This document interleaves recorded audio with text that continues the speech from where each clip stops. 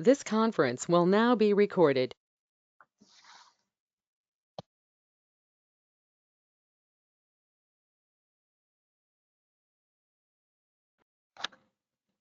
All right, all set for you, Lonnie.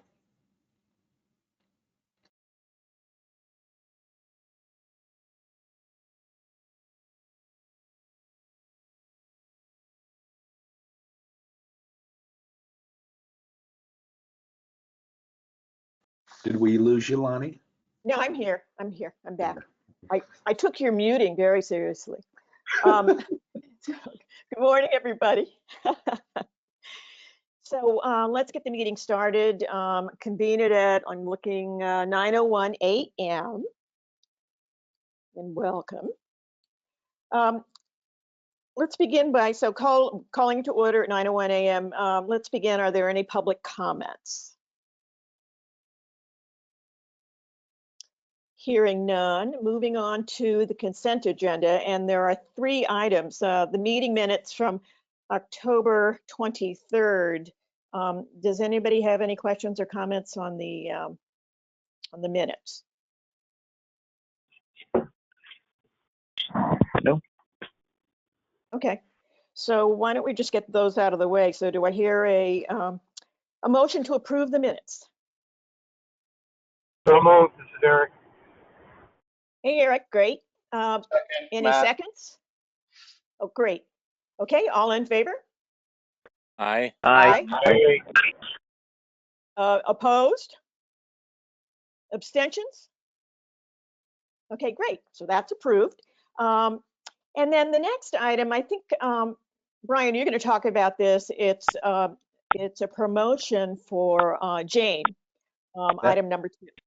That's correct. So for all of you who know Jane Murphy, our Vice President of Finance and Administration, excuse me, she's been doing an outstanding job, as you all have seen, and I'd like to promote her to Executive Vice President of Finance and Administration. And all of you are aware, like any position descriptions that are director level or above require the board's approval. So we put that in the consent agenda, and this is to acknowledge, Jane's great work, increasing responsibilities and support of the Green Bank. Hey, Brian, it's Eric. Could you just clarify, is this a new position, and whether her current position will be filled by somebody else? It's not a new position. It is just a promotion on her existing position. So there will not be any fill of the prior position. Great, thank you. Any other questions or comments? This is Matt, as someone who gets to work with Jane occasionally on the ACG. I think she's invaluable. She does all of our, help and with the audit work. And so I think this is a well-deserved. Thanks, Brian, for bringing it to our attention. Any other comments? Well, I mean, it's unbelievable that Jane she's like 24/7. So I think this is incredible acknowledgement of all the work she does. Do I hear a motion to approve? This is Matt. So So Matt, you approved. Do I hear a second? Second, Eric. Hey, Eric. Okay. All in favor? Aye. Aye. Aye. Aye. Opposed? Abstentions? Okay, congratulations to Jane. Approved. And then the third item on the consent agenda is actually revisiting that CPACE project. The Brookfield one was the Y, I think. So Brian, do you want to talk about that? Yeah, this is a different project than the Brookfield YMCA. Oh, sorry. But it's another one located. No problem. It's another one located in Brookfield. Okay. In December of last year, the board approved this transaction. As you all know, the project has to get mortgage lender consent. The existing lender did not provide consent, so the property owner is pursuing another mortgage with a financial institution that we work very well with, and it's likely that that lender will give lender consent. So this is really just extending the timeline for us to close the transaction. So that's what the resolution is all about. But I also wanted to just raise the point that the staff has the ability to approve of transactions less than $500,000 as long as the transaction is consistent with our budget and comprehensive plan. This project initially was about $550,000. As a result of time, the value has come down to about $400,000. So we talked internally about whether or not, staff could approve it. We felt it was important to raise to the board to bring it back and get your review and approval of it, but also then some guidance on how we might handle this in the future. We could come back to you all in January or February with a slight revision to the under $500,000 process and propose any changes in transactions would allow staff level approval as long as it's consistent with the plan and budget. So we've got resolution 3 to extend the closing of the Brookfield project. Brian, this is Lonnie again. I'm just so what is this project specifically in Brookfield? Let me see, Mackie, where you are. This is, yep. Good afternoon. This is Mackie Dykes. Hi, Mackie. Good morning. This is a solar, it's La Pietra, which is a tile and stone retail company right there on Federal Road in Brookfield. They're doing a 135 kilowatt solar PV system. There originally had been some roof work included. That has gone away, which is what has led to the reduction in the financed amount. Great, thank you. Any questions or comments? Okay, do I hear a motion to approve this? This is Binu Chandy. I moved to approve. Thank you, Binu. Any seconds? John Steve Harrity. Meyer, I second. Okay, we have 2 seconds. Sorry, Steve Meyer, second. Okay, thank you. All in favor? Aye. Aye. Aye. Opposed? Abstentions? Okay, excellent. Excellent. And so thank you for that. Any thoughts or guidance on whether or not we should make a small change in the operating procedures? Would the board have been okay if the staff approved of this transaction since it was reduced? Just any thoughts there? We're happy to come back and change the process. Brian, this is John Harrity. I would think that if there was a reduction in the cost, that in fact that ought to be something that the staff should be able to do.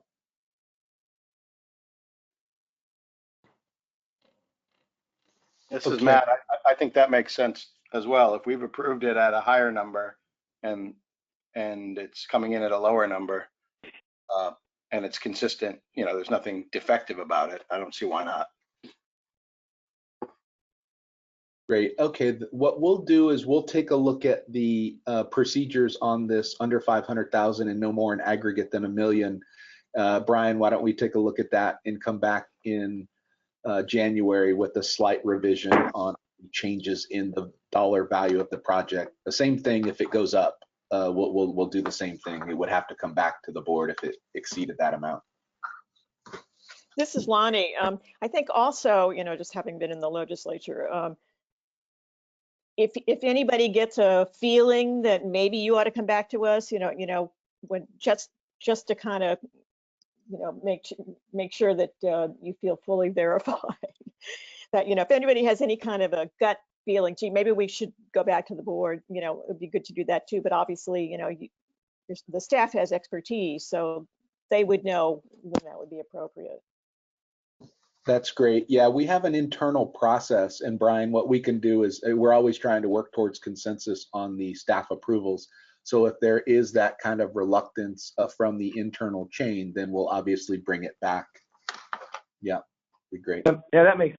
And we do try to generally be guided by would our board, like, even if there isn't a requirement for approval on certain things, we try to guide ourselves on the principle, would our board like to be on the know on this if they were to find out about it after the fact? So we try to be overly cautious. Good, we like that. Excellent. So moving on to item 4, investment updates. That feels very birdish. Bert?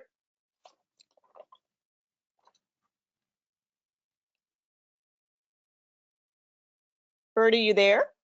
Uh-oh, did we lose you, Bert? No, Oh, there you are. like Madam Chair, I took your being on mute very seriously. He's so forceful. So, okay. So let me give a little bit of background here. This is an item concerning Inclusive Prosperity IPC, our spin out. So going back to December of 2017, as the board and the staff were collectively dealing with the impact of the budget sweeps and our sustainability. One aspect of our sustainability plan, which the board approved, was spinning out several members of the Green Bank team into a nonprofit, Inclusive Prosperity, or IPC. That required a series of studies and approvals by the board. And in June of 2018, as the board was completing its approval of the spin out, a series of documents were required to frame the relationship between the Green Bank and IPC. There were shared services that were captured in a memorandum of understanding, or the MOU, and that was approved in June. And then there were a series of PSAs, professional services agreements, for services to be supplied by the nonprofit back to the Green Bank, relating to the services for certain products, initiatives like Smart E, our residential loan product that we do with a network of banks in the state, commercial solar PPA, power purchase agreement, our multifamily program, and project finance and asset management. So under the MOU that was approved by the board, there was provided a $150,000 revolving line of credit for startup costs. I've laid those out on the screen. They're also in the memorandum that was circulated to the board. I've just summarized them here. But the actual expenditure has totaled quite a bit more, 1.2 million in these various categories. And an IPC would just benefit greatly by being able to expand access to additional room under an expanded revolving line of credit, allow them to devote more resources to transactions in the state. And we feel comfortable with expanding this, as it would be repaid from a cash flow from operations. They'd have an ability to pay down and redraw. And there's also a security element that we can look at on the next slide. So here would be the terms of the revised and expanded revolving line of credit. It would be expanded by 850,000 to 1 million. Somebody's got a door kind of creaking in the background. If you're that person, please go on mute. Thank you. We'd extend the term. It's presently going to be it's supposed to expire at the end of June 21. We would move that out to the end of the MOU, which is in June of 24. Additionally, we would secure this by a pledge of those PSA fees that I mentioned earlier. This would just give absolute assurance that there would be no problem with repayment of this over time. The interest rate would be increased from the stiff rate, which is quite a bit less than the 0.5% that I've shown there. I think more recently it's been anywhere from 5 to 10 or 15 basis points. Would be increased to LIBOR plus 240 basis points, which would be 2.56% currently. That LIBOR, which is going to be shifting to another benchmark, we would find an equivalent benchmark, which is, being discussed in the financial services industry more generally, but we would track with the financial services industry. Step down availability under the line to track the remaining fees due to IPC, since June of 24 is the end of the MOU. Obviously, unless and until we agree to extend any type of arrangements under the MOU, the amount of our security would be declining. So we've put in a step down schedule here, which you see just summarized here. The complete schedule is in the memorandum, but so that by the end of 22, their availability would be reduced to 850,000, in the following year to 250,000, and of course at June 30th of 24, fully repaid. Next slide, please. So there's the resolution. But why don't we back up one slide and stick on the terms, so if there are any questions or discussion around this, there we have the details in front of us. Thank you. Now back to you, Madam Chair.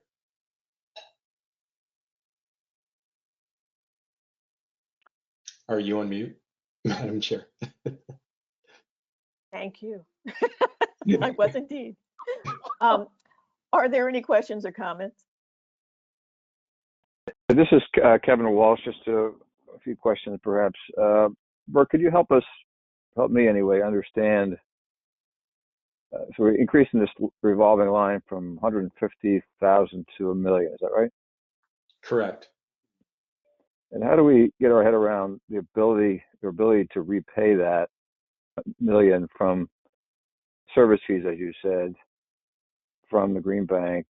Is there some way to think about that in terms of coverage, or some other way to get our head around their ability to repay that $1 million? Well, that's not... draw it. Sure. Sorry, Kevin, didn't mean to talk over you. Yeah, go ahead, because I can't really get my head around how to think about that. Sure. Well, IPC is not just a fee for service operation. They're building a portfolio of investments. They've attracted, for example, a line of credit from the New York Green Bank for $25 million for investment. They've attracted a support facility from the Kresge Foundation for $10 million. They just signed an agreement with Greenprint for tax equity, which is in support of not only commercial solar projects that they are already doing with us. They've done 4. That's covered under our professional services agreement, Kevin, that I mentioned earlier.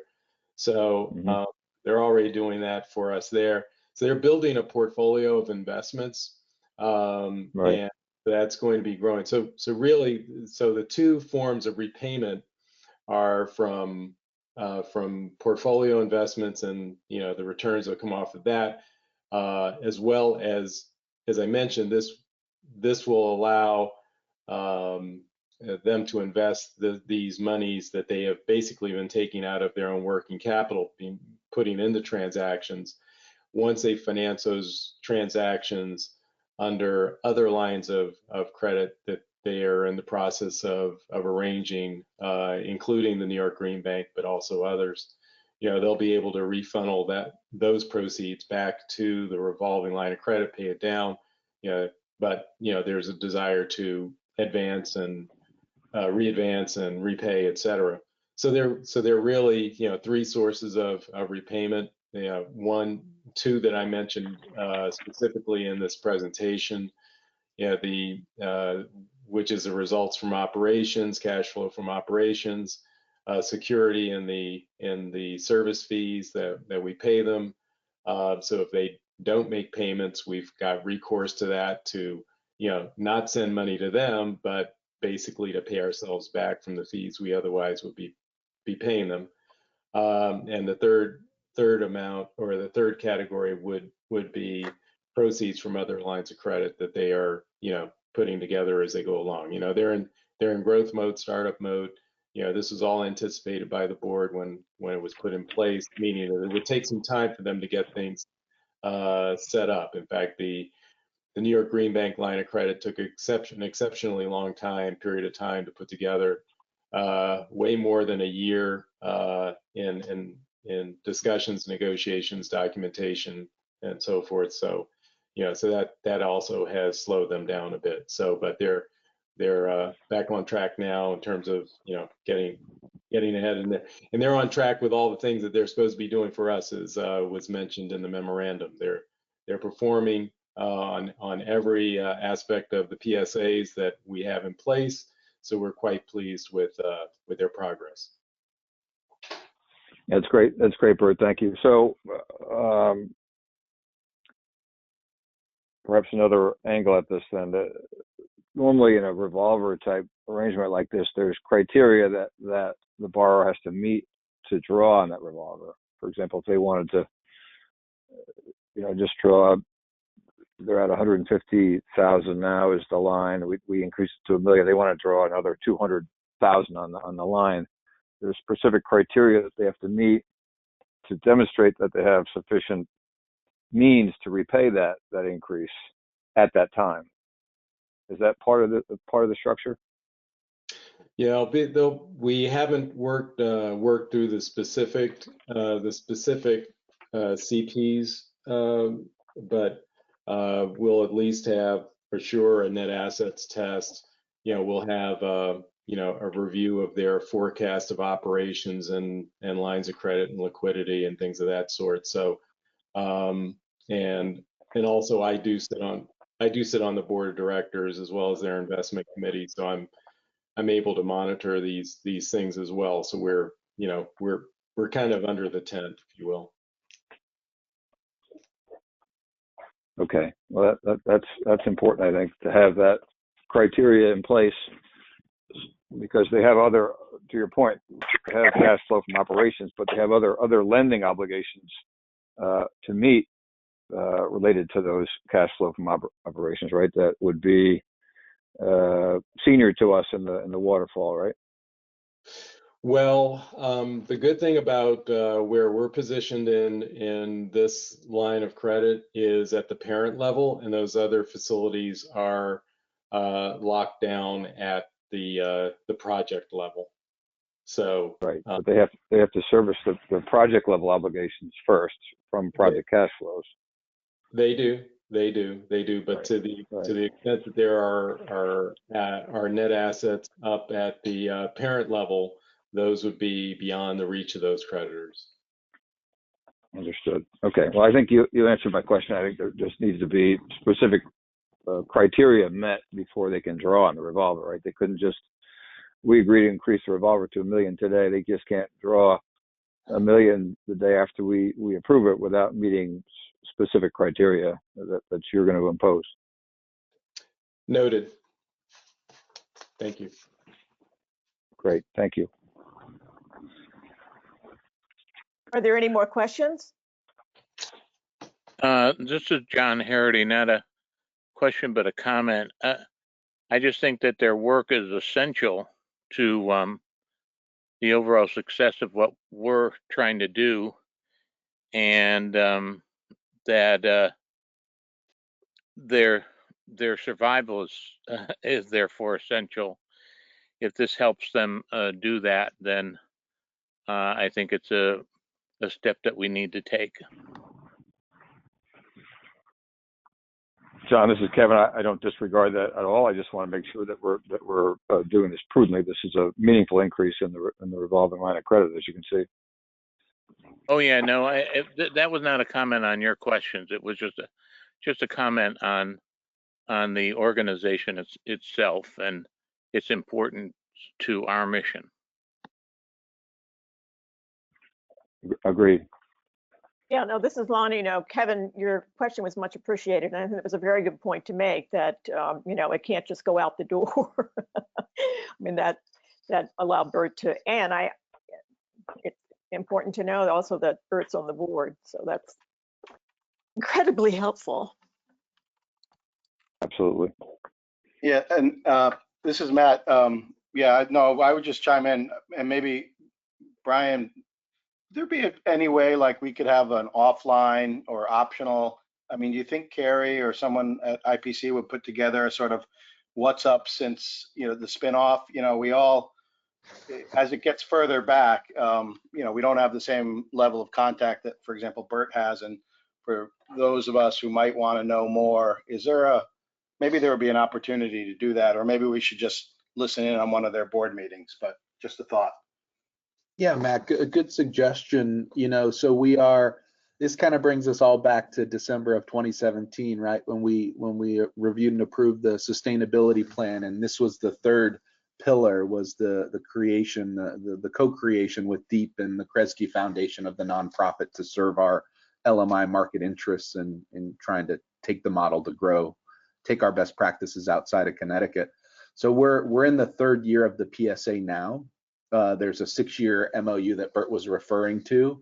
So in looking ahead at years 4 through 7, we do need to take a step back. We're going to meet with the IPC team early in January to start looking ahead at what that might be. So yeah, why don't we make it a point? We could either do it formally or informally, but you're right. It's an important point in time for us to see where we've been and where we need to head. So yeah, we're right at that juncture now. So we'll think about it, Matt, in terms of whether we can just do something informally or formally. Happy to do it at a board meeting, but also happy to spend some more time digging in. Brian, if I could mention, Matt, IPC does regularly report by the various PSA lines to our staff and our senior staff meetings. They do that every month, so there's an update that's provided. So all the senior staff are, the heads of those groups are keyed into everything that's going on. So I just want to let you know it's not just me. It's there's a lot of communication there. Yeah, thank you. Any more questions or comments? This is Binu. I just want to understand that step down availability and June 24 fully repaid. Does that mean the line of credit will not be there anymore at that point, and the full 1 million will be repaid back? Well, yeah, what it means is that as of December 31, 2022, they would not be able to have outstanding any more than $850,000. That also steps down quarter by quarter in line with the PSA fees that are being paid. So it goes from that quarter end to the next succeeding quarters, 700,000, 550, 400, 250, 150, and then 0. So it just so that our security, which our ultimate security is not paying those PSA fees and actually holding on to those PSA fees, and it's just to keep the exposure under the line in sync with that ultimate security there. So does that address your question? So it has to be paid. It's not the million that's being paid on 6/30/24. It's actually their availability under the line shrinks down as the amount of fees that are available under the PSAs comes down. So it's in sync. Thank you so much, Bud. Sure. Any more questions or comments? Do I hear a motion to approve? This is Kevin. I would move to approve with the criteria we talked about, with appropriate and prudent borrowing criteria imposed per the discussion here today. Thanks, Kevin. Do I hear a second? This is Matt. I'll second. Thank you, Matt. All in favor? Aye. Aye. Opposed? Any abstentions? Okay, good. That passes. The next item, also Bert, is the fuel cell energy Groton project, and we're all eager to hear the new details of this. Okay, thank you, Madam Chair. It's I think many of the directors have seen this before, so it's a little bit like Groundhog Day. So for that. But so you see on the left, that's actually one of the two completed fuel cell modules that's in view there. So they've been making a lot of progress over the months. You see on the right the submarine slips there. This is just by way of history, and this is quite an historic part of military naval history, and Connecticut played a key role as providing the first submarine base. It was christened as the home of the submarine force. It goes back to 1868. So when the state of Connecticut gave the Navy 112 acres of land along the Thames River to build the naval station, and it's home to 15 of the attack submarines and nuclear subs that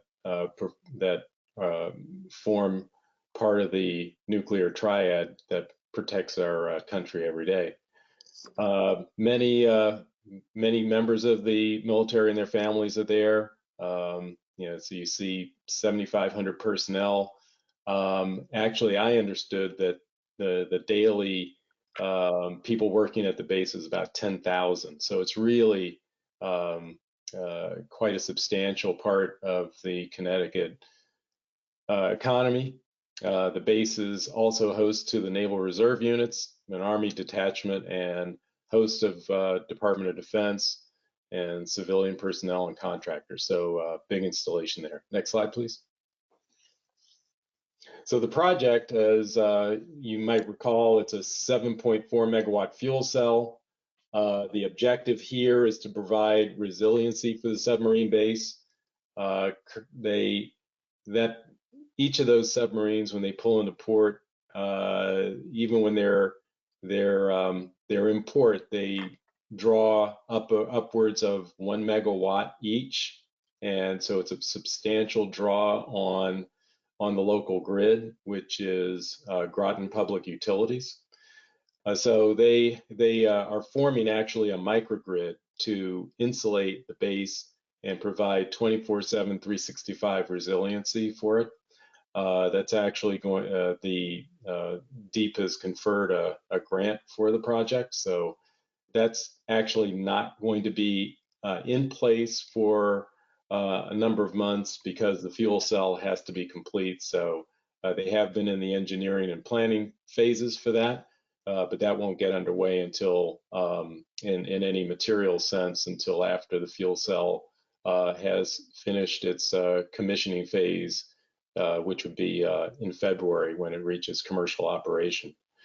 The project cost is $44.3 million. There'll be some initial reserves, including for the restacking of the fuel cell.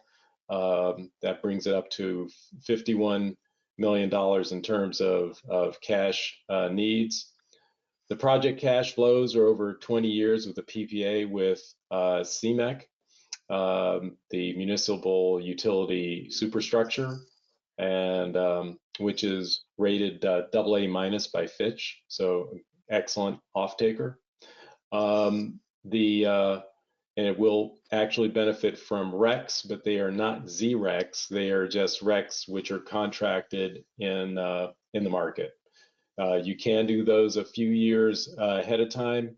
They've contracted for the first 2 to 3 years, so that's subject to price fluctuation. Greenbank's participation, we have acted as an advisor to FuelCell to arrange private capital for them on this transaction, as well as the transaction before that in Bridgeport, where they acquired the fuel cell there from Dominion. That's been going very well. It's performed not only well operationally, but also from, they've been servicing the debt every step of the way, even through their stressful times over 2019.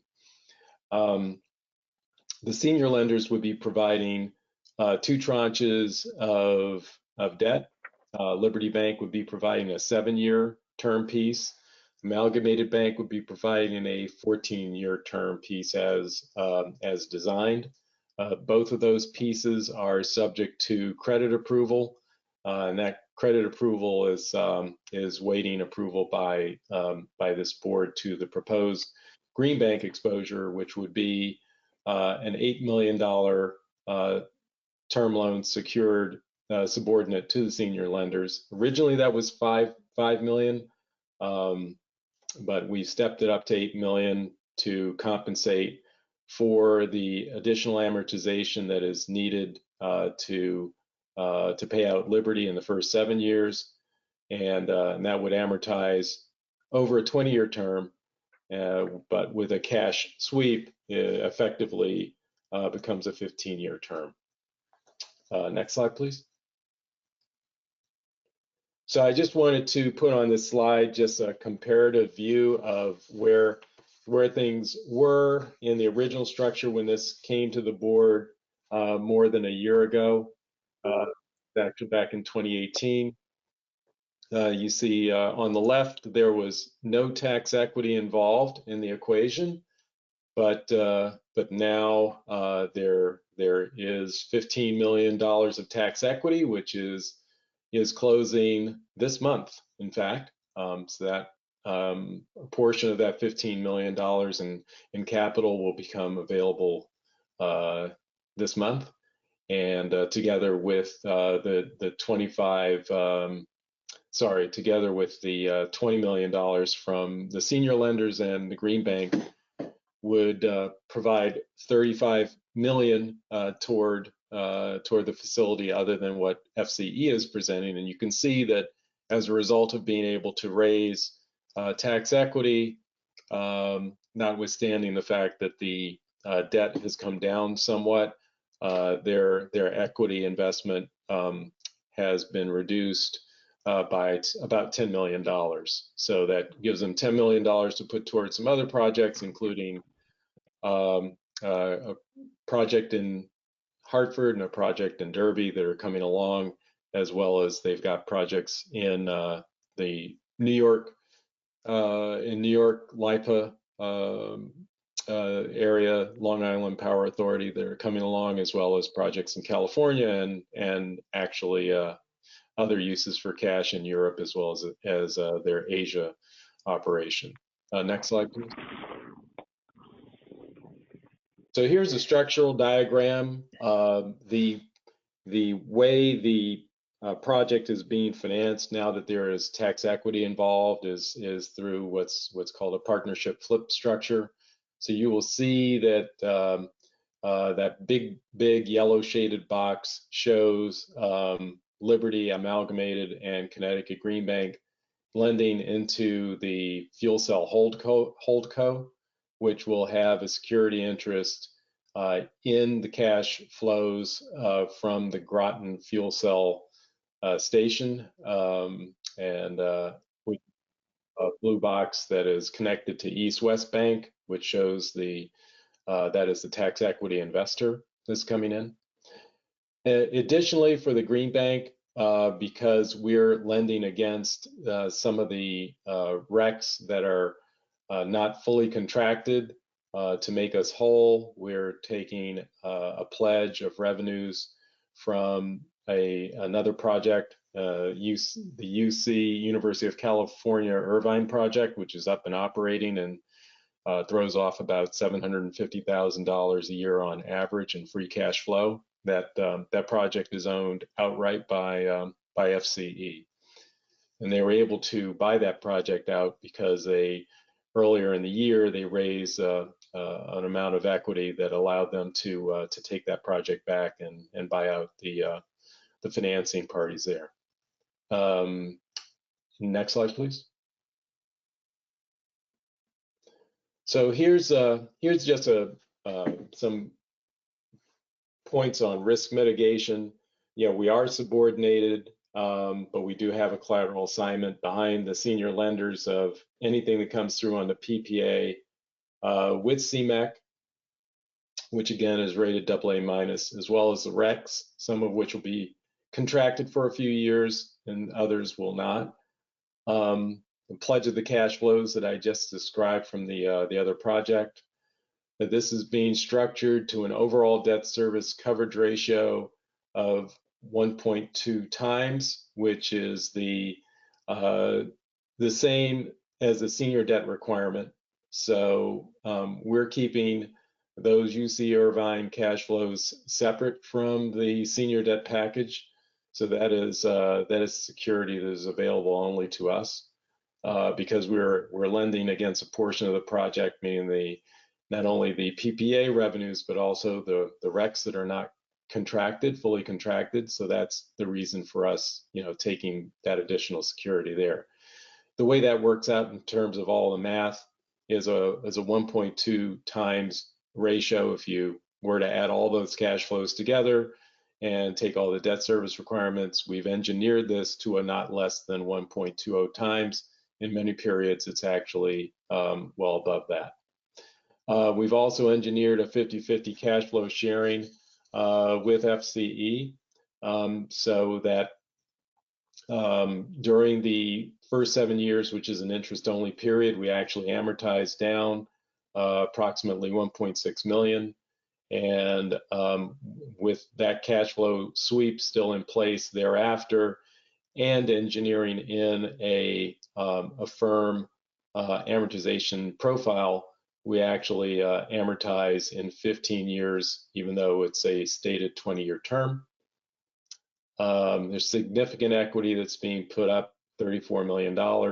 That includes the tax equity. It also includes the equity of FCE, and that is inclusive of the $7 million of reserves that I mentioned.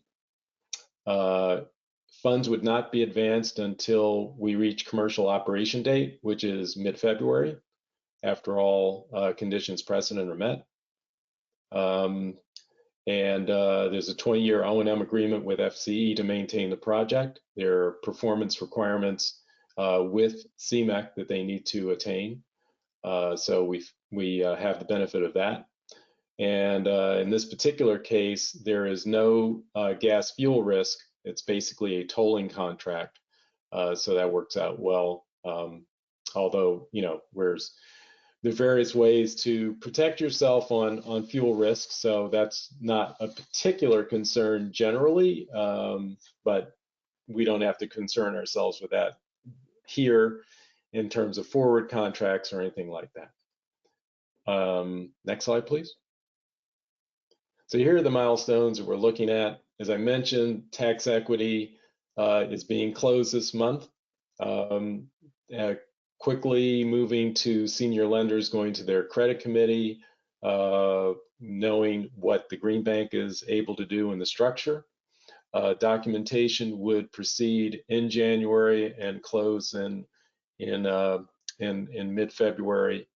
We think that can be accelerated because Liberty Bank is present in the Bridgeport facility, so there was a considerable amount of negotiation around the structure of the project finance documentation. So we think that it'll be pretty easy to just pick up those docs and use them as a template for this project. Next slide.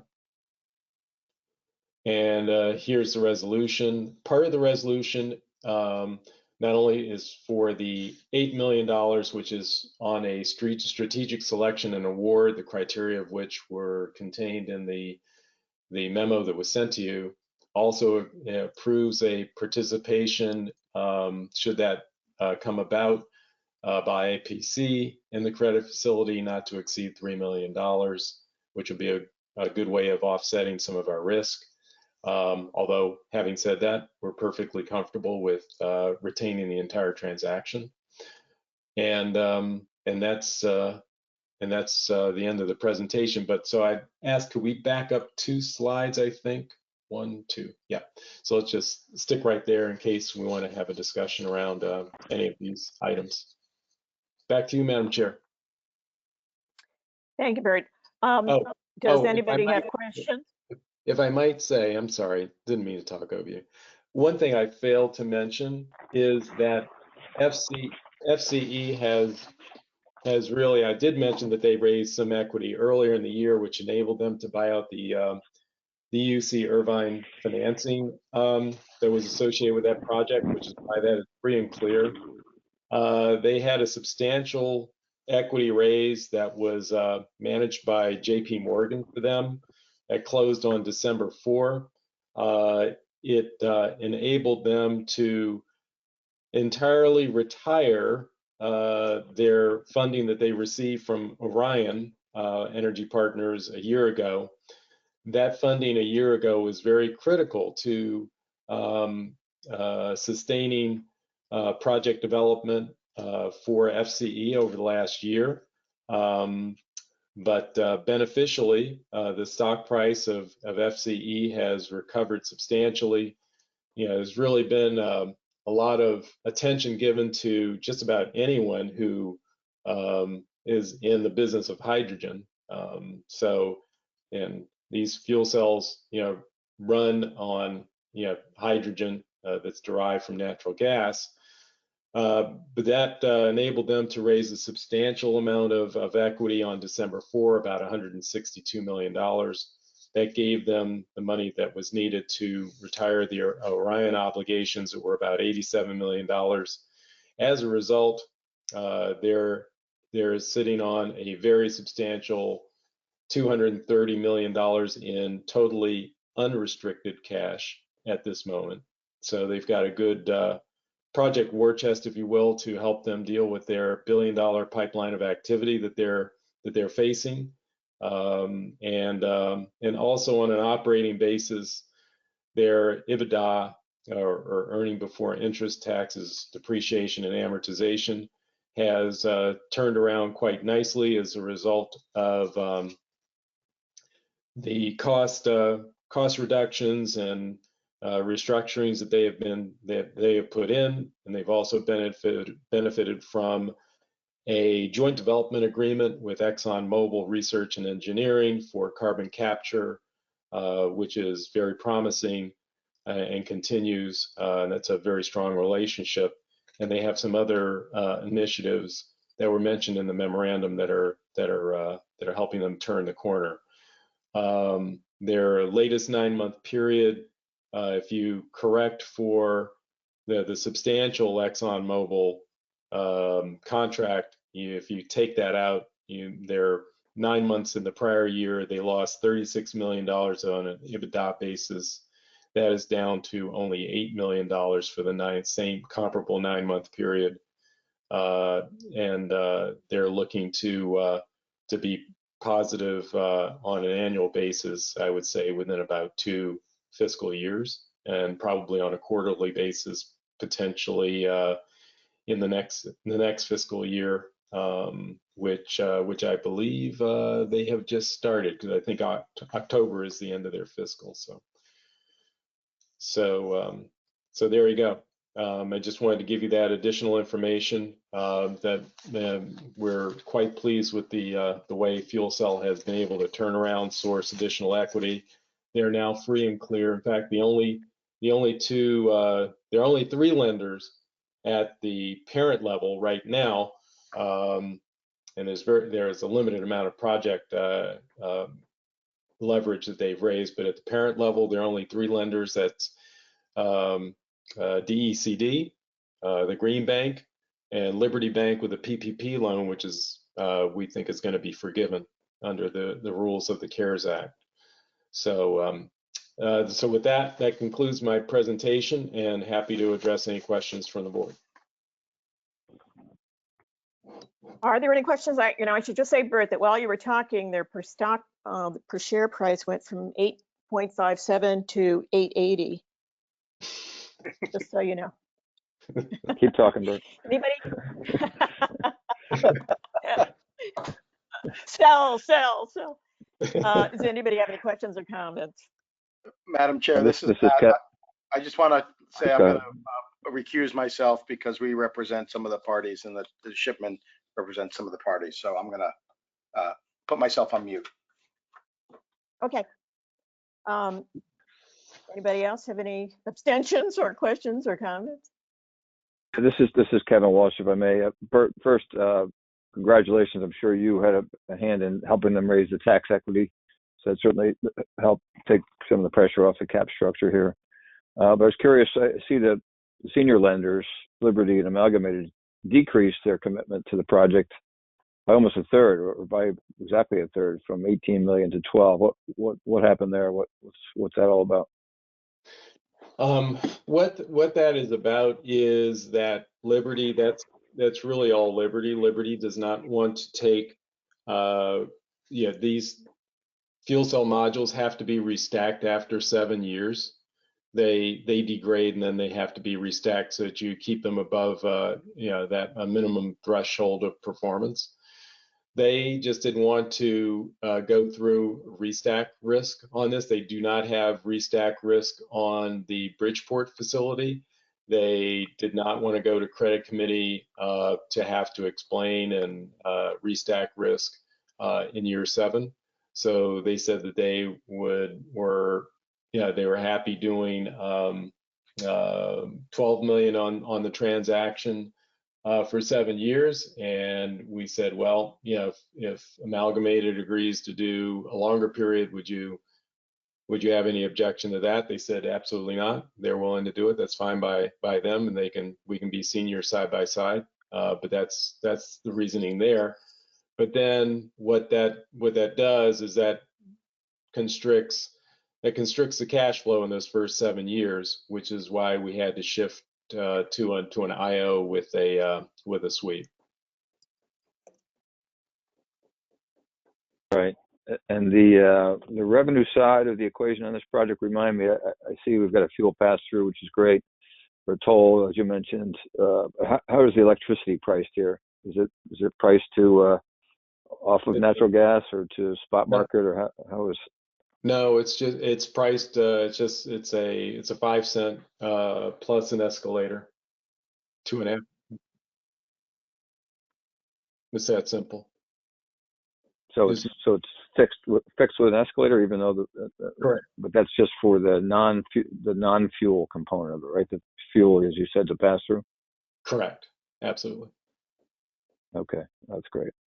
So the company's challenge here to be successful long term is really to deliver on whatever we budget for OpEx and performance, and as you said, and that the restack costs are in line with our expectations. Is that fair? That's right. So there's an initial amount of funds that is being set aside so that with a reserve, an annual reserve that gets added to those funds, that by the time you get to year 7, you're basically just taking the money out of that account and paying for the restack. Right. Do we have an arrangement with fuel cells so that the cost of the restack is fixed or upfront? We certainly will. Yeah, that's terrific. Yeah, absolutely. Great. Okay, those are my questions, Madam Chair. Thank you. You're very welcome. Eric Brown, I see you have some questions. Oh, thanks, Madam Chair. Yeah, not so much to the specifics of the financial vehicles here, but just a couple of things.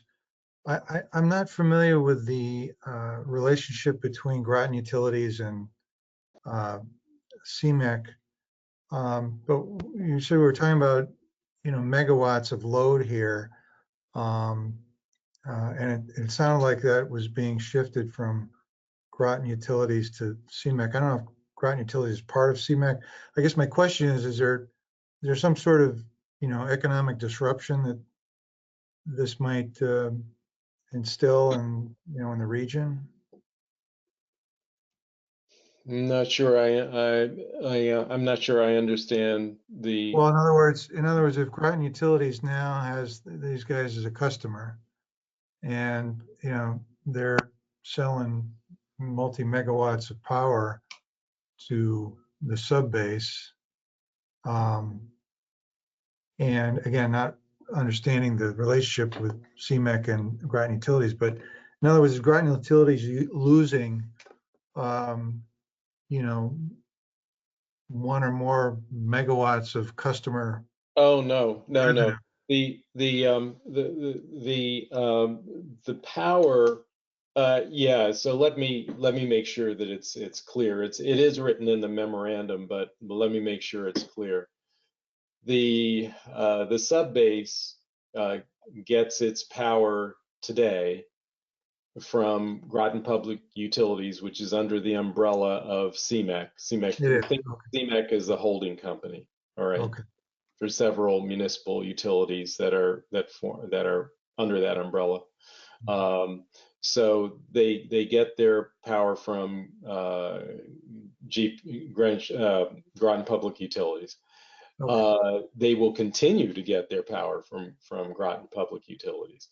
So the power purchase agreement is between the Fuel Cell Energy Project Company and Groton Public Utilities / CMEC.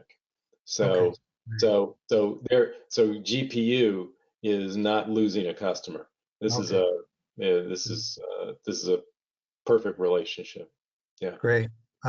Thank you. And secondly, with respect to resiliency, I don't know where this project is in the permitting cycle. I'm assuming, I couldn't tell from the picture of it exactly where it is, but I'd be interested in where it is in the permitting process, and if I'm sure there must be all due attention being paid to projections of storm and sea level rise and all that in terms of the actual location of the facility. Yeah, having been there myself, there's a rise from the Thames, so this is not subject to any kind of sea level rise kind of concern.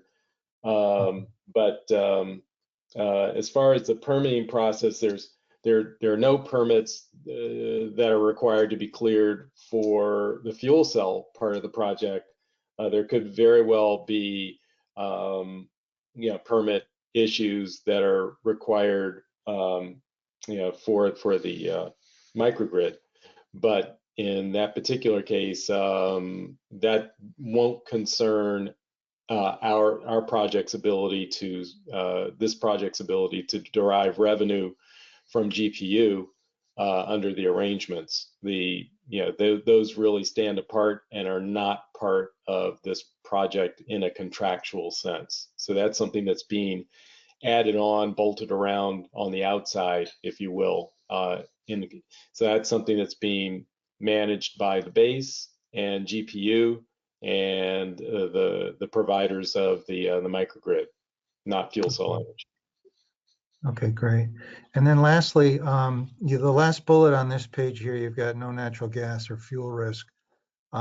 Just to try and flesh that out a little bit, in terms of the natural gas that'll be necessary for generating the power from the fuel cell, is both the infrastructure and the volumetric capacity for the natural gas already in place, or would this put additional pressure It's already there. So the natural gas that'd be used for this is already being used to produce, in other words, the power that's feeding the sub base is already produced from natural gas. And so this is really just sort of a diversion or a utilization of existing capacity.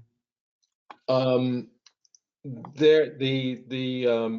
can't speak to that specific what this is. This fuel cell is displacing. Okay. CMEC gets their energy from a number of sources. To my knowledge, I am not aware of a local provider of energy.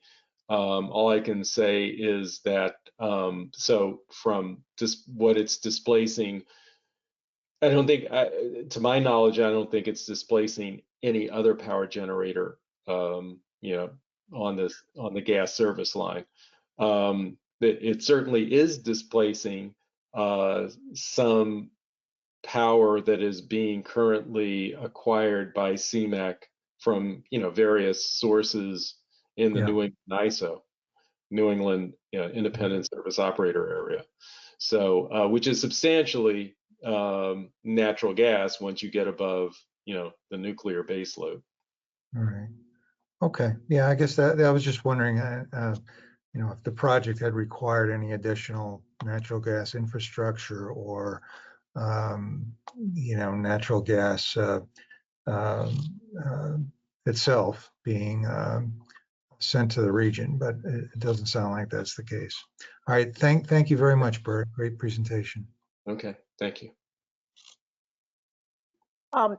This is Lonnie again, Bert. I'm just also, it's really good to see CMEC's rating has been upgraded. So it's a AA minus. So they've totally retooled, restructured after the Drew Rankin debacle. And so there's an enormous amount of confidence in the job that they're doing again. Yes, in fact, they have a new CEO as of January of this year, David Messenger, and so the previous CEO, who had in fact been the previous CFO and was elevated to CEO, has moved on, but they continue to be in very good shape. Their credit rating was raised by Fitch this year, AA minus. They're not involved in any litigation with any of their members, and no member, as of yesterday when I asked Dave Messenger about it, was considering withdrawal from CMEC. So I know I've established communications with Dave Messenger, and I know the general counsel there, Robin Kipnis, and so I'm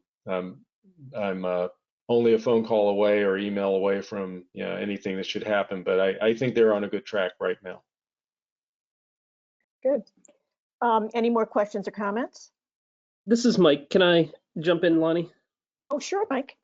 Hi. So, for just a few questions, it's good to see the Connecticut fuel cell industry moving forward here. Would you characterize the Green Bank's 8% as a market rate, or is there any subsidy that's happening through other Green Bank funds to the interest rate? The 8% rate here is identical to the subordinated rate that we provided fuel cell on another subordinated loan, which was to the other project in Bridgeport. It's actually quite a decent premium to the senior debt. If we look at the senior debt and you take into consideration that the amalgamated at a higher rate of 5% is in there for 14 years, the lower cost of 4% for the Liberty, or at least these are the approximate rates we expect to see after having conversations with them. That's about 4.6, 4.7, somewhere in there. So you're talking about a premium of about 330 to 340 basis points, which we think is is market reasonable, for a project finance, like this. I mean, I'd be happy to pull some information, next week. We have, access to a service called PitchBook where we can pull things and kind of, substantiate it, but we're comfortable that we're in the zone for subordinated debt of this type.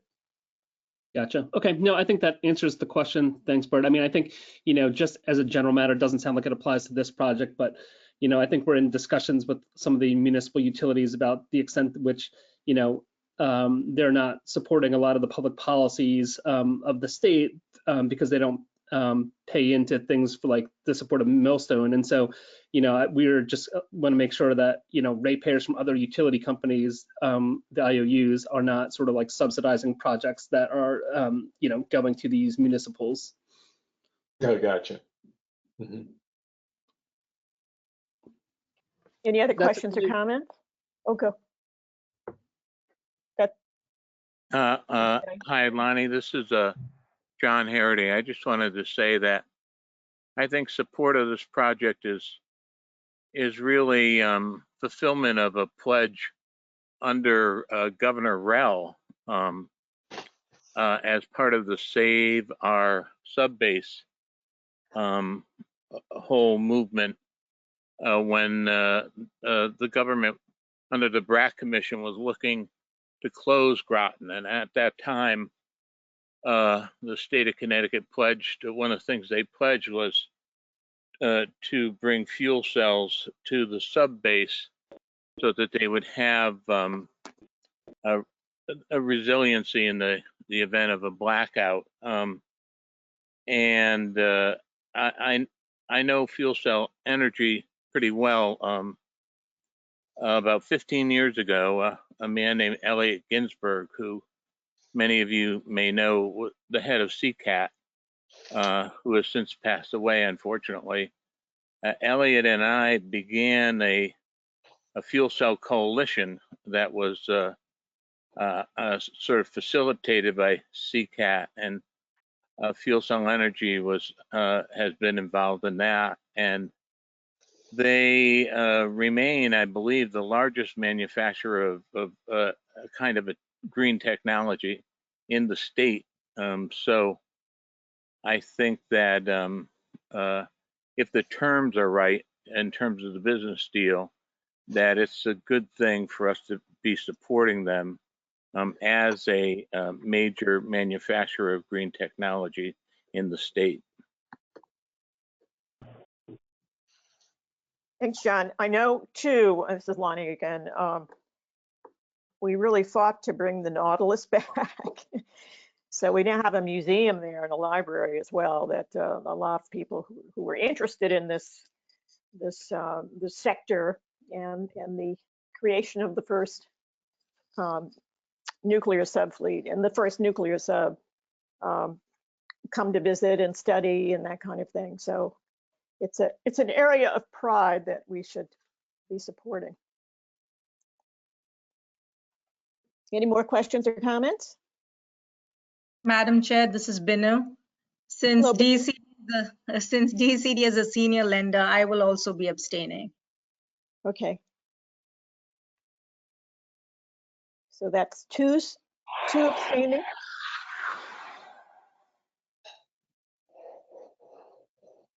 Okay, do I hear a motion to approve? So moved, John Harity. Do I hear a second? Mike Lee, second. Hey, all in favor? Aye. Aye. Aye. Opposed? Abstentions? So we have Binu, and is Matt abstaining as well? Yes, Madam Chair, I'm abstaining. Okay, great. Counters, do we have enough votes to say that's a yes? Yes. Excellent. Okay.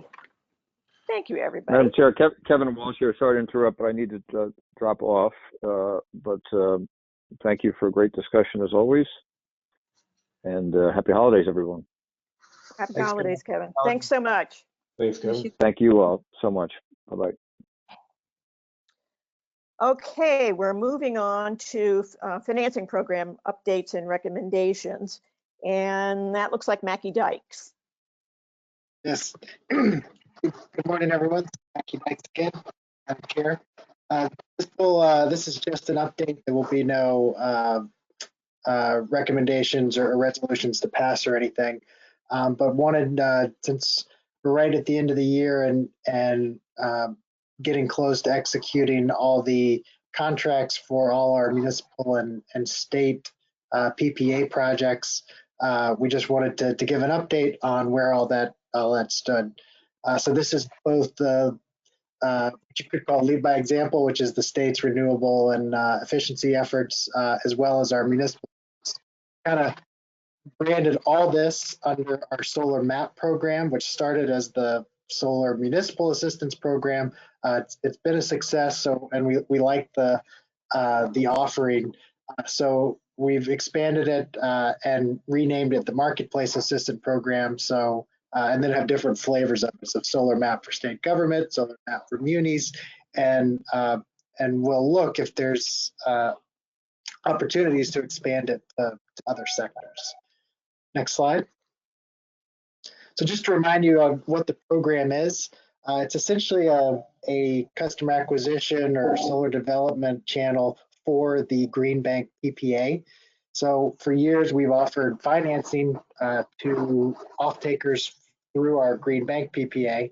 And throughout the course of doing that, we realized, especially with municipalities and the state, it wasn't just financing that was the barrier to them going solar, but many things prior to even getting to the question of how do you finance it. So we're offering everything from initial feasibility to sort of the full project scoping, securing the incentives, as well as for the construction of the projects. Next slide. Again, this sort of lays out the step-by-step process that we run towns through. Next slide. So our first round of solar map for towns and cities has gone very well. We'd initially set a goal of 1 megawatt, and we're on track to do 3.5 megawatts. We've got 5 municipalities that had signed up. We've been doing the final meetings with all the various bodies that are in charge, whether Board of Selectmen or Board of Directors in the case of Manchester, Board of Education for if there's school facilities. But we're going through all the meetings right now for the end of the year to finalize the projects. We've gotten 4 of the 5 municipalities to sign off, and we're doing Brantford, actually, Madam Chair, your town. We've got a meeting with their BOE on Monday, hopefully lock down all 5 of our participating municipalities. We've got 17 solar PV projects scattered amongst these 5 towns. I think we had several goals with this program aside from just getting sort of driving demand for the Green Bank Solar PPA. One was to broadly make projects happen that wouldn't happen otherwise. I think we're meeting that. We've got all these towns saying that if not for this program, they wouldn't have been able to get these projects done. And one of the other ones was along that sort of make projects that wouldn't happen otherwise. A lot of these projects are really too small on their own to have gotten done or gotten done at the PPA rates that we're able to deliver. Of the 17, 13 of them are 100 kilowatts or below. So this aggregation strategy is really making projects viable that otherwise would not have happened. We even now have developers who have their own financing, who do projects. When they're seeing projects that they can't do, these sort of small one-offs, they're actually referring them to us. So they're sort of giving up the financing opportunity on their own to to potentially get an EPC shot if we make the project happen through the solar map program. And then the third goal, which was to get great pricing through the towns, have that aggregation strategy, bring in cheaper pricing than they would have gotten otherwise. We're seeing that. We're providing anywhere between 22% to a 59% discount to what the munis pay for their current utility electric rate. The RFP was very successful. We received pricing well below what we'd initially sort of set expectations with the town. Green Skies which is a Connecticut-based solar developer. They won all the projects. So we're working with them to finalize the contracts now. So yeah, really delivering on all the goals here that we'd set out with round one. And we're excited and hopeful. We're starting the round two outreach now. So we're excited that we'll be as successful, if not more, that second round. So moving on to the either lead by example or solar map for state government. We've been talking about these projects well over a year now.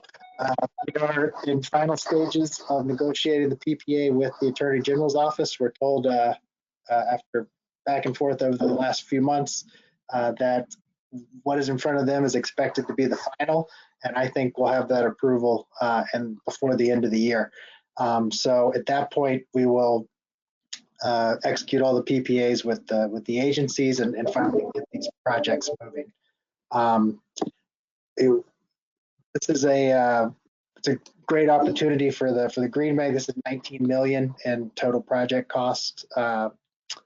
When you add, or I'm sorry, yeah, that's the 20. So you see 18.5 million in savings for the state. So it's great for the state agencies. And then the Green Bank, the total cost will be 19.1 million to build these. So there's a potential of 11.5 million of CGB debt deployment. And actually, I forgot to mention with the solar map projects, the total EPC cost for those, the municipal solar map projects is 5.6 million. Those projects will be owned by IPC. So this is a great boost to their portfolio with the new fund that they've just built. And they will be using CGB debt. It will be just under 3.5 million of CGB debt for all those projects. And then round two of solar map for state government. Next slide, please. So in anticipation of that first round finally closing out, we've already secured the incentives, the ZRECs, for a second round of state projects, which you see represented here. We're focused on CTEX, which is the technical high schools.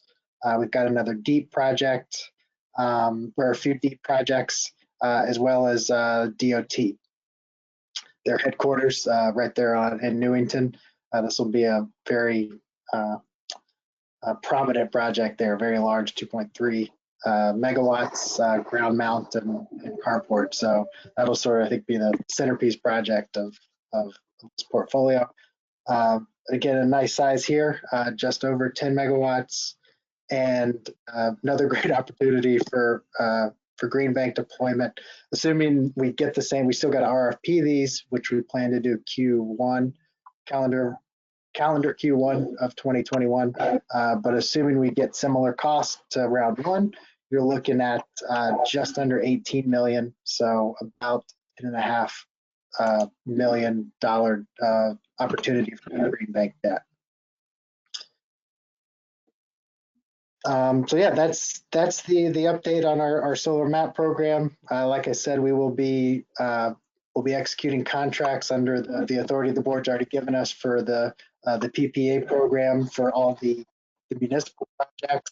We're going to safe harbor those for 2020. We'll be executing procurement agreements in the next week or two, and then proceed to PPA and EPC execution most likely early January. And then with the state projects, round one, as soon as the AG approves, we'll execute those PPAs and get moving on those. I would anticipate that being also in early January. Okay, thank you. Are there any questions or comments? Madam Chair, just one from me. This is Matt. The lead by example is amazingly exciting, Mackie. Thank you for continuing to push on it. It seems like it shouldn't have been this hard. And two, just in this program in general, going forward, one thought I had is, can we think about whether we could build in some sort of, technology incentive for something like single access panels so we can get, more time of use harvesting late in the day? Just something to think about for the future, if that's something that's important to us. Yeah, that's a great idea. We'll look at that for the next rounds of projects. It's great when we're in the driver's seat on projects. We could get creative with things like exploring adding EV chargers. We're going to look at for a round of schools, potentially. This would be part of the solar, but working with a food program in the state to bring in food composters if you do a solar project. So yeah, it's great to have the flexibility and the ability to get creative with the project. So yeah, we'll look at that for next rounds. There's Lonnie again, not only just here in Branford, but all over that these kinds of projects are happening. It's an incredible education tool. These are very popular field trips, and it gets young kids excited, and they want to go into this field, and these are issues they care about. So it's a 27 kind of thing. It's really great. The Hartford Current did an article earlier this week actually about our Manchester projects that were just approved. Oh, I saw that. That was great. The solar map. So I'll send that around to the board. That was great. That was actually very well written. I mean, they actually understood the concept, which doesn't always happen in those. They didn't even talk to us. But they consulted the website. They quoted the website. Are there any more questions or comments? Okay, and then we have, and I'm very excited about this because we're going to hear from Sergio Carrillo. We're very happy to have you aboard. And I've really been wondering, getting a more precise understanding of what's going on with PURA, and I understand you're going to give us some regulatory updates. Yes, thank you, Madam Chair. Good morning, everyone. This is Sergio Carrillo. So we wanted to provide an update on regulatory developments relevant to the residential solar industry and markets. Specifically, docket number 200701, titled PURA Implementation of Section 3 of Public Act 19-35, Renewable Energy Tariffs and Procurement Plans. A docket that seeks to establish a new tariff as a compensation mechanism for residential solar systems to replace the existing net metering tariff and RCIP program, and that it's expected to be effective January 1st, 2022. Under this docket, PURA stated their objectives for the tariff to be the following three: economic development, the sustained orderly development of the state's solar industry, environmental compliance, achieving 100% zero carbon electric grid by 2040, and balancing ratepayer costs. Next slide, please. So we want to mention some of the main aspects of the tariff and what we have done over the past few months to support them. Because we have been heavily engaged in this docket and have filed with PURA a series of written comments and responses to interrogatories, participated in technical meetings. So the statute provides two methods for establishing the tariffs: competitive solicitations and average installed cost, and a reasonable rate of return that is just, reasonable, and adequate. We provided input on the methodology that we think will be most adequate. We believe the program structure and compensation levels should foster the sustained orderly development of the solar industry and should be based on installed costs and a 10% rate of return. That's based on analysis we perform using RC program projects to date. Customers are to be given two options. One is a buy all, sell all option, and two, a netting option, also referred to as used by sell. So in this respect, we, along with Connecticut solar industry, utilities, and other stakeholders, waited on how to establish those options in the most suitable way. The buy all, sell all option will likely be a flat rate for 20 years for any solar energy generated by the system, while paying retail rate for any energy purchased from the grid. That's a buy all, sell all. The netting option that would be very similar to net metering, the existing net metering, in terms of allowing customers to use solar energy that they produce to meet their load, and any excess solar production will be exported to the grid, and likely be based on a monthly netting mechanism. And that's based on recent discussions we've had with the parties I just mentioned. Consistent with what has been part of our mission,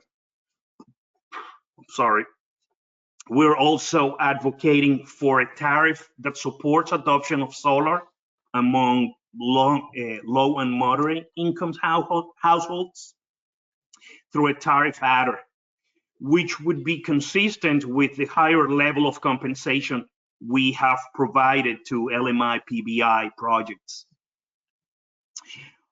We also support a tariff that allows on-bill financing to help reduce the burden of energy cost and eliminate the energy affordability gap.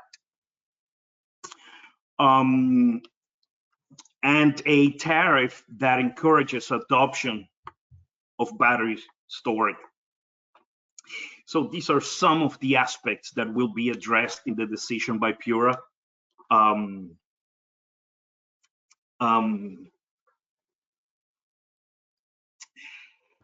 Let's see. Well, and to wrap this up, what can we expect moving forward? The docket schedule shows that PURA will issue a draft decision on December 23rd. That's 3 business days from now. We're obviously eagerly awaiting their decision, and it will be followed by oral arguments in early January and possibly a final decision on January 21st of 2021. So stay tuned. There's more to come in this docket. Is there any questions? Or Brian and Celia, is there anything you would like to add? That was a great overview, Sergio.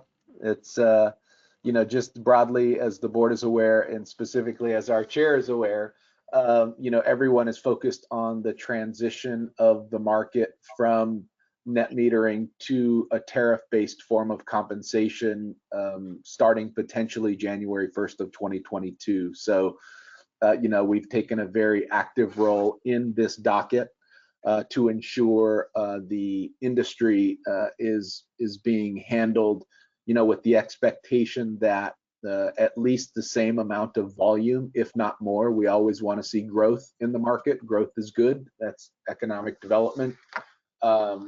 happen as the market transitions from a net metering to a tariff. So the teams have been working really hard to support this process.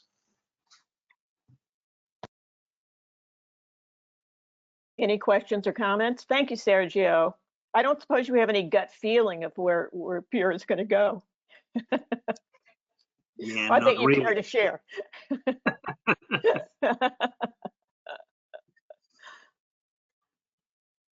Not really. Was that your answer?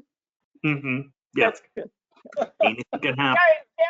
Very incredible discretion. No, you're among friends, Sergio. So I think like broadly, so what we've tried to do within the confines of the statute is to support how to look at a reasonable rate of return, which is written explicitly in the statute. So we literally, Sergio, Celia, and the team did I think a 3 or a 5 year look back on the rate of return for homeowners owning these systems. And what would happen to that rate of return if the ITC goes down, and a number of different factors. And what took out of that was that a 10% is what is on average been the rate of return for these systems. So we think that 10% rate of return will be a possible input into how Pura looks at setting that tariff rate. Good. And remind me, I can't remember when we passed this approach in the legislature. Does it have to come back before the legislature again for final approval? No, Pura could act on it through the regulation. Oh, thank God. Okay, good.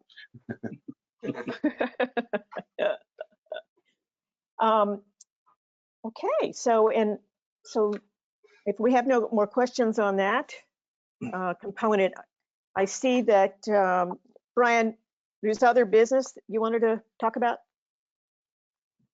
Yeah, really quickly, a few updates as we kind of wrap up here.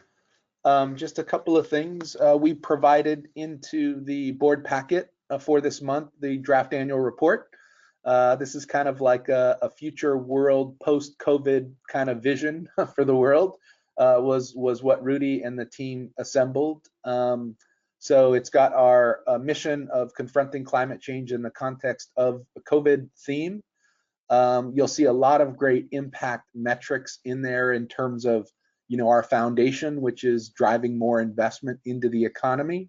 That ultimately leads to all the socioeconomic and environmental benefits that we are after. The more investment leads to more benefits. And of course, we leverage a limited amount of public funds to mobilize more private. We had another good year, about a 9-to-1 leverage ratio, if I'm not mistaken, which is great. It was our highest leverage ratio year. We used the opportunity for the annual report to raise more awareness about our green liberty bonds, provided a few case studies with an emphasis on vulnerable communities. I think, so we've got messages from Governor Lamont, Chair Reed, and myself within the report, which is all great. And then, of course, an abridged version of our financial statements that comes from our comprehensive annual financial report. So this is kind of the flashy report that we provide to legislators, as well as the more detailed report through our CAFR, so that they have a full comprehensive view. So that's, we will send a final version to the board before the end of the year. Really cool look at what we've accomplished. And then a few other things just in terms of things that are going on that we're working on. One was we released our first clean energy industry report in collaboration with DEEP and the utilities. We working through the joint committee. Thank you, Eric Brown, who is the chair of the joint committee, which also includes John Harity and Brenda Watson from our board. Completed this assessment. We also provided within the assessment the impact COVID has been having on the market. You can somewhat see it to the right there in the graphic, but COVID has essentially taken the job gains that we've achieved since 2014 and wiped them out. So looking ahead, obviously we need to continue to support the industry as it bounces back to support more clean energy deployment.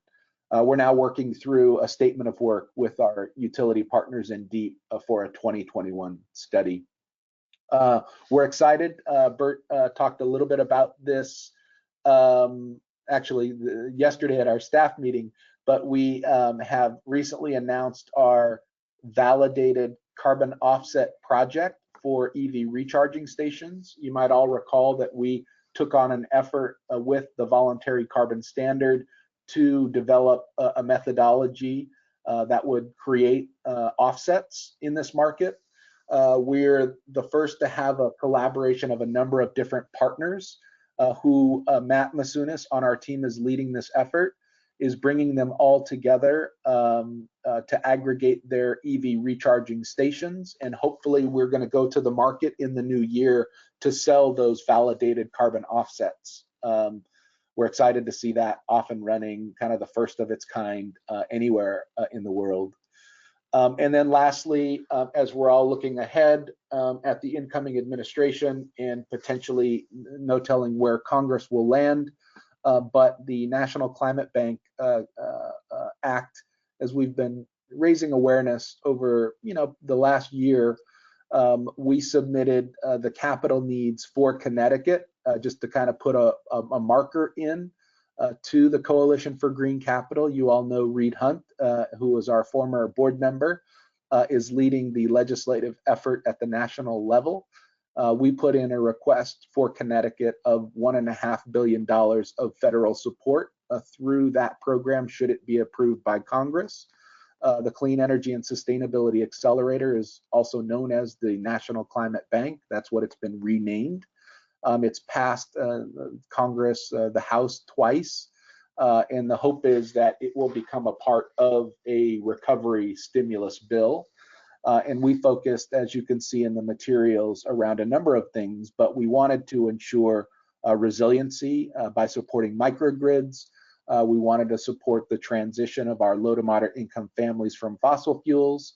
And we wanted to support Governor Lamont in Executive Order 3, which is also addressing the needs for adaptation and resiliency by building in nature-based solutions into this request. So just kind of doing some outreach there. And lastly, I'm going to turn it over to Bert, who's going to talk about our Green Liberty bonds and what's been happening recently with some recognition of Connecticut. Oh, thanks, Brian. Yes, I think as many of you know, the Bond Buyer, which is the magazine of the bond industry, conferred upon us Innovative Bond of the Year award, and we received many tributes yesterday. That was with several participants from around the country who were also being considered for Deal of the Year, for the entire industry. But we came up a little bit short in the Deal of the Year, but nonetheless, it was certainly a great day, a great honor for the Green Bank to be alongside issuers like the New York Power Authority and the Ford Foundation with its first social bond. I think it was $1 billion bond. Yeah, quite a statement by the Ford Foundation, and their president Darren Walker. Was great to be on the panel with him. So really just speaks to the recognition that the Green Bank is getting across the country, and it was really a great day for the Green Bank. I think the board should be very proud, not only of staff but of yourselves for really having faith in the team to deliver, to continue to innovate, because it's only through the ability to innovate that we're able to really reach every and access everyone in our economy that will benefit from from a clean energy future. So thank you very much for that. Brian? Great, thank you, Bert. So that's a great way to end the year. We just want to say thank you all for your support over 2020. Have a happy holidays. Be safe. Just saw while we were talking, the Moderna vaccine got approved. So continue to stay safe. Be steadfast in all of the rules that we all know, and have a happy holidays. Turn it back to you, Madam Chair. Thank you. And I have to just say, I watched Bert's presentation yesterday, and he did us proud. I said some of the other panelists, I mean, they're well-meaning, but sort of really wooden presentations. And Bert had everybody really interested, threw Eleanor Roosevelt in there, you know, gave it some history, and it was very lively. And so very proud. Thank you, Bert. Madam Chair, this is Matt. Could I make one other comment? Yes. First of all, great accomplishment, Bert. And I tried to stay on that long, but I got taken away, so I missed your presentation. Congratulations. And maybe just another note. I don't know if you mentioned it at the top, Brian, but I just wanted to note that one of our prior board members, Gina McCarthy, was named the White House Climate Coordinator. I think that's official now, right? Yes. So congratulations to her. And just, you know, thinking about the bond buyer deal, the green bonds, Gina, you know, obviously had many positions before here, but IPC, the Coalition for Green Capital, you know, other work that our professional staff is doing for the governor's office on the C3 task force. You know, I am amazed and awed by the footprint that our staff and board have projected beyond in Connecticut and beyond. So as weird as 2020 was, the Green Bank has chugged along, and more than chugged along. So thank you guys for all that, and congratulations to our former board member, Gina. Absolutely. And not to mention Brian's participation on the president-elect's transition team. It's exciting. That's right. And Mackie, do you still have President Obama's phone number and President-elect's? We have some very strong people represented in the state who were very conversant with the new team. So it's very exciting. Yeah, but excited to see a lot of old faces going back into the administration. Yes, yes, yes. Transformational. So if there are no other comments, I'm feeling in the mood to adjourn. I don't know if anybody is opposed to that. So moved. Any seconds? Second, John Harity. Okay, all in favor? Aye. Aye. Aye. Merry Christmas. Opposed? Happy holidays, everyone. Have a joyful, joyful holiday. Happy holidays. Thank you. Congratulations, the team. Okay.